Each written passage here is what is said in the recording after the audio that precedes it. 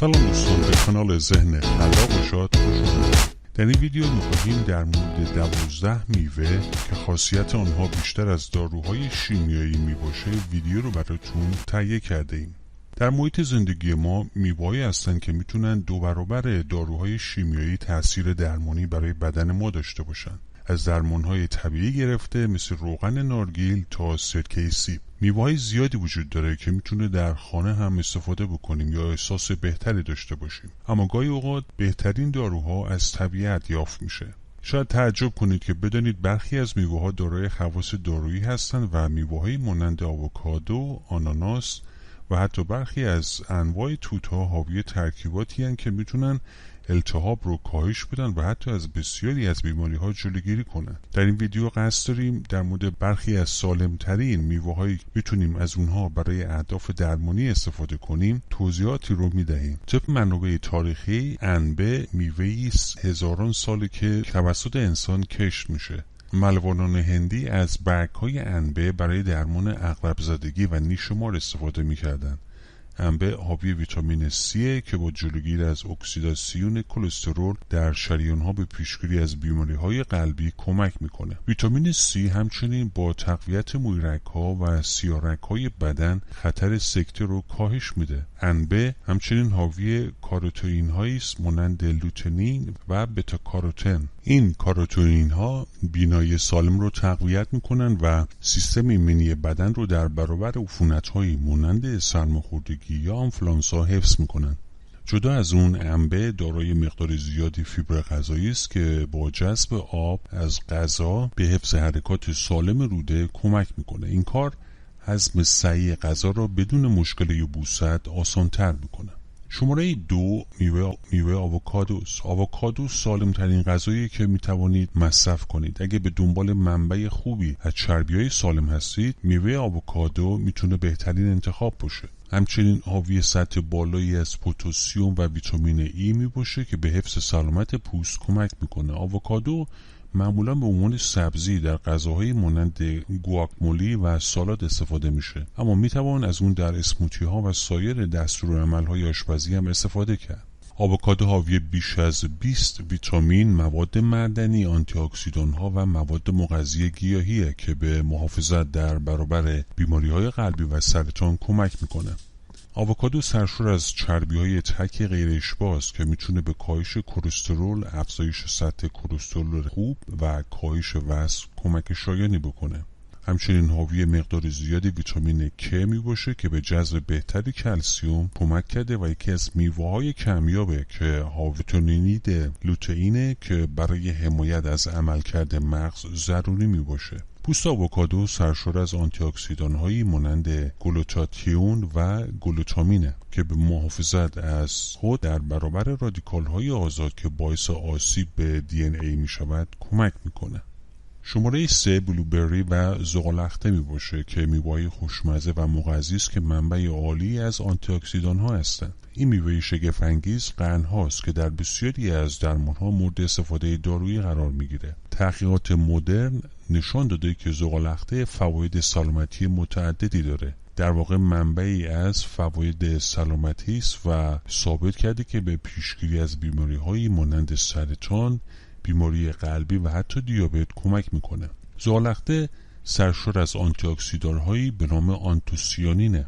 این همون چیزی است که آنها را به رنگ بنفش تیره آبی تبدیل کرده. آنتوسیانین ها همچنین با مسدود کردن اشعه ماورای بنفش به محافظت در برابر آسیب خورشید هم کمک میکنند.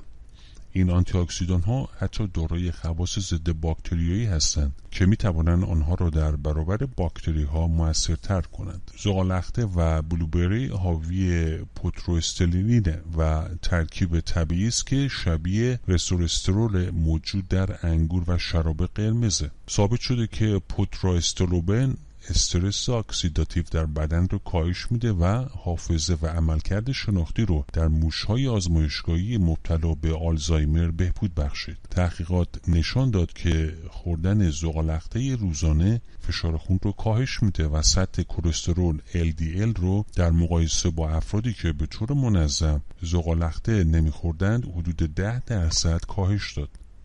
همچنین حاوی الاژیک اسید می باشند که یکی دیگر از آنتی اکسیدان های موجود در توت ها هستند که به پیشگیری از بیماری قلبی کمک میکنه. قبل از اینکه به سراغ میوه بعدی بریم لطفاً ویدیوهای ما رو لایک کنید، چون لایک شما باعث میشه که این ویدیوها در معرض تعداد بیشتری از علاقه‌مندان به نمایش گذاشته خواهد شد. و فراموش نکنید اگه هنوز عضو کانال نیستید دکمه عضویت رو بزنید تا ویدیوی آموزنده جدید ما رو از دست ندهید. میرسیم به میوه شماره 4 سیب میباشه. سیب یکی از سالمترین میوه‌های دنیاست و هزاران ساله که به عنوان یکی از غذاهای دارویی مورد استفاده قرار میگیره که حاوی بسیاری از مواد مغذی است که برای سلامتی ضروری میباشه. این مواد مغذی شامل فیبر، آنتی اکسیدان ها و ویتامین هایی مانند A، B، ویتامین C و E میباشه. سیب همچنین حاوی پتاسیم که از افزایش فشار خون و سطوح سدیم در بدن جلوگیری میکنه. تحقیقات ثابت کرده که سیب در صورت مصرف منظم سطح کلسترول بد رو تا 10% در روز کاهش میده. همینطور آب سیب با از بین بردن سلولهای سرطانی قبل از تقسیم شدن به سلولهای جدید خطر ابتلا به سرطان رو کاهش میده. همچنین مواد فیتوکمیل های موجود در سیب دارای خواص ضد التهابی هستند که به کاهش علائم آسم کمک شایانی میکنن. سیب همچنین حاوی کوریستینه که خواص ضد التهابی داره. این میوه با خواص فوق‌العاده خودش از آسیب اکسیداتیو سلول ها که باعث روند پیری میشه جلوگیری میکنه. در مطالعات حیوانی نشان داده شد که رنگدانه قرمز موجود در سیب به نام آنتوسیانین از رشد تومور جلوگیری کرد. یک مطالعه دیگر ثابت کرد موشهایی که با عصاره پوست سیب تغذیه می شدند در روده بزرگ خودشان تومورهای کمتری داشتند. سیب ارگانیک رو باید روزانه مصرف کرد. میرسیم به شماره 5. پرتقال می باشه. پرتقال هم منبع غنی از ویتامین C و آنتی اکسیدان هایی است مانند بتا کاروتن و ویتامین A. مصرف پرتقال میتونه به کاهش فشار خون و کاهش خطر بیماری قلبی و سکته، همچنین به پیشگیری از سرطان و تقویت ایمنی بدن هم کمک میکنه. پوست پرتقال حاوی فلاوونوئیدهایی است که خاصیت آنتی اکسیدانی دارند و نشان داده شده که این ترکیبات از تولید LDL یا کلسترول بد در کبد هم جلوگیری میکنند و همچنین از تجمع رسوبات چربی در رگ‌های خونی که میتونه منجر به سرخ شدن شریان‌ها شود حفاظت میکند. پرتقال برای هضم حاوی فیبر پکتین میباشه. پکتین به حرکت سریع غذا از طریق سیستم گوارش در روده کمک میکنه. پرتقال همچنین حاوی مقادیر قابل توجهی پتاسیمه که با تنظیم تعادل مایع در سلولهای بدن به حفظ فشار خون در محدوده طبیعی کمک میکنه. میوه شماره 6 موز میباشه. موز هم سرشار از پتاسیم، فیبر، منیزیم، آهن و ویتامین های C، B6 و E میباشه. سطح بالای ویتامین B6 به کاهش سطح استرس و کلسترول کمک میکنه. موز همچنین برای قلب مفیده چون حاوی پتاسیمه. پتاسیم برای حفظ سلامت استخوان‌ها، مایچه‌ها و اعصاب عالی است. موز رو میتوان برای دسر یا غذای اصلی نیز استفاده کرد. میتوان از موز به روش‌های مختلف مانند تهیه اسموتی موز، میلک شیک موز یا موز سرخ شده استفاده کرد. این میوه فاقد کلسترول و سدیم و چربی بسیار کمی داره. موز حاوی پروتئین نیست اما حاوی مقداری کربوهیدرات و قند طبیعی می باشه. سعی کنید از مصرف موزهای خیلی رسیده و نرم خودداری کنید. در واقع مصرف موز سبز بهترین خواص رو دارا می باشه. میوه بعدی آناناسه. آناناس میوه استوایی است که بسیار رسیده و آب داره. حاوی آنزیمی به نام برهمالینه که به تجزیه پروتئین و هضم غذا کمک میکنه. همچنین حاوی آنزیمی به نام پروتازه که مولکول‌های پروتئین و چربی رو به قطعات کوچکتر تجزیه میکنه. در واقع این مواد به تسکین احتقان سینوس، گلودرد و عفونت‌های تنفسی مانند برونشیت یا زاتوریه هم کمک میکنه. این مواد میتونه به تسکین درد ناشی از آرتریت یا سایر شرایط التهابی کمک. سرشور از ویتامین C میباشه. در واقع ویتامین C با افزایش تولید گلبولهای سفید سیستم ایمنی بدن رو تقویت میکنه و این عاملی مؤثر برای مبارزه با عفونت‌هایی مانند سرماخوردگی و آنفولانزا میباشد. از دیگر خواص ویتامین C میتوان به کاهش شدت علائم مرتبط با سرماخوردگی مانند سرفه یا عطسه اشاره کرد و همینطور آناناس به تخلیه ترشح مخاطی از قفسه سینه به گلو هم کمک شایانی میکنه. میرسیم به میوه شماره 8، توت فرنگی. توت فرنگی یکی از سالمترین میوه‌های دنیاست، همچنین دارای خواص زیادی میباشه. بهترین زمان خوردن توت فرنگی در فصل تابستونه، چون ثابت شده که توت فرنگی در پیشگیری از سرطان، دیابت، بیماری‌های قلبی موثره. همچنین حاوی مبارزه با رادیکال‌های آزاد که باعث پیری زودرس پوست و سایر اثرات روی سلول‌های بدن می‌شود کمک می‌کنه. اعتقاد بر اینه که التهاب در بسیاری از بیماری‌ها از سرطان منشأ می‌گیره. این میوه همچنین حاوی اسید الاژیکه که در مطالعات نشان داده به کاهش سطح کلسترول و جلوگیری از بیماری‌های قلب عروقی کمک می‌کنه. میرسیم به میوه شماره 9، گیلاس. گیلاس و آلبالو یکی از بهترین میوه‌هایی هستند که میتوانید مصرف کنید. در واقع آنها مقدار زیادی ویتامین C و آنتی اکسیدان‌ها رو در خود جای دادن که به مبارزه با بیماری و پیری کمک میکنه. گیلاس همچنین دارای مقادیر قابل توجهی ملاتونینه که به تنظیم الگوهای خواب کمک میکنه. علاوه بر این حاوی اسید سالیسیلیکه که یک ماده شیمیایی است که به جلوگیری از درد آرتری کمک میکنه. میوه شماره 10، لیمو میباشه. لیمو از خانواده مرکباته که سرشار از فیبر، ویتامین C، پتاسیم و آنتی اکسیدان ها میباشه.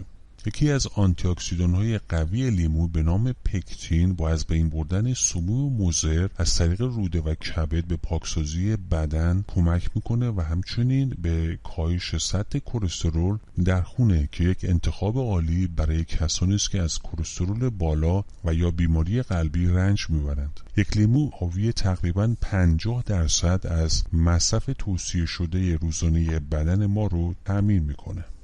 حال میرسیم به شماره 11، زیتون. زیتون حاوی چربی‌های تک غیر اشباهه که با کاهش سطح کلسترول در بدن و همچنین کاهش فشار خون کمک میکنه. چربی موجود در زیتون همچنین برای کاهش سطح LDL یا کلسترول بد شناخته شده است. زیتون همچنین حاوی مواد شیمیایی گیاهی است که ترکیبات آنتی اکسیدانی به این بردن رادیکال‌های آزاد که میتونن به سلول‌ها آسیب برسونن و باعث تشکیل تومورهای سرطانی بشن از سرطان جلوگیری میکنه. از زیتون میتوان برای تهیه سس، دیپ، سس سالاد و حتی بستنی استفاده کرد. آخرین میوه هندوانه میباشه. ارزش غذایی هندوانه بسیار بالاست و همین امر هندوانه رو به یک میان وعده عالی برای افراد تبدیل کرده، مخصوصا برای کسانی که میخوان وزن خودشون رو کاهش بدن. خوردن هندوانه به طور منظم میتونه به شخص احساس سیری میده تا در طول روز از پرخوری اجتناب کنه.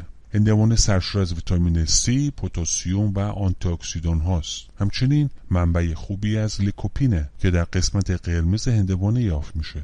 هندوانه همچنین منبع عالی از مواد معدنی مانند منیزیم، پتاسیم و کلسیومی که به ساخت استخوان‌سازی قوی و جلوگیری از پوکی استخوان کمک میکنه. در انتها باید گفت که داشتن یک رژیم غذایی غنی از میوه‌ها و سبزیجات برای سلامتی شما مفید باشه. دوستان، امیدواریم از این ویدیو لذت برده باشید. لطفاً لایک کنید، چون لایک شما باعث میشه که این ویدیو به تعداد بیشتری از علاقه‌مندان به نمایش در بیاد. همینطور فراموش نکنید گزینه زنگوله رو فعال کنید تا ویدیوهای ما رو دریافت و تماشا کنید. امیدواریم که همیشه شاد و سلام